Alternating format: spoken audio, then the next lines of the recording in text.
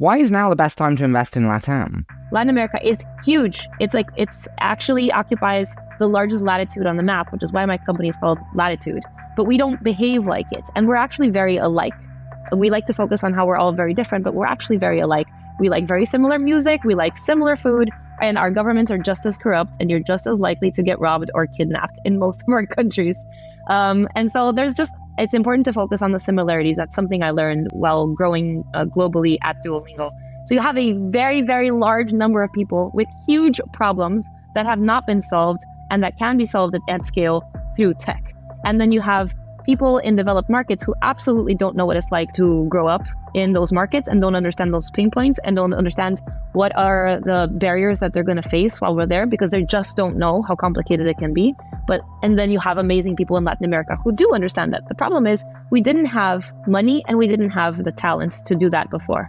And now these things have changed. Why? One, because we have people who have gone to quote unquote Silicon Valley, whether it be in the cloud or not. So just like broad Silicon Valley, China, India, markets where they've gotten to work at tech companies that have scaled to billions of dollars, or hundreds of millions of users, and are now coming back to LATAM to build. You have people who have now worked at companies like Nubank, which IPO'd with a valuation of like $30-something billion, and have learned what that's like and how that works, and are now going on to build their own companies, whether it be as founders or as builders. So you have much more talent than you've ever had. And then you have money. Firstly, because investors in the US and abroad are looking to Latin America because they understand that it's a huge opportunity. There are more VC firms and more family offices that are starting to look at tech now because it's almost inevitable. So you have more money. Our money is really devalued. So anything coming from abroad is worth a lot and can make a huge splash.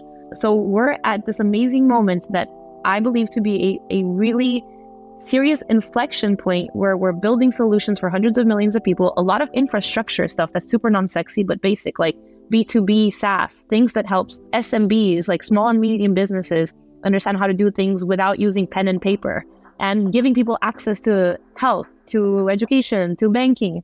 Like it's not like I want a better dating app. It's like I would like to have a bank account. I would like to be able to see a doctor. Those are very basic things that are very core human pain points that affect a lot of people. And so this is the time to build. And then there's another thing on top of that, which is just the connectivity. Like we are so online now. Everyone has access to the internet in one way, shape, or form, and to technology. It's ubiquitous. So you can really reach people from all different sectors of the population. Wow, I really reached a passion point there, didn't I?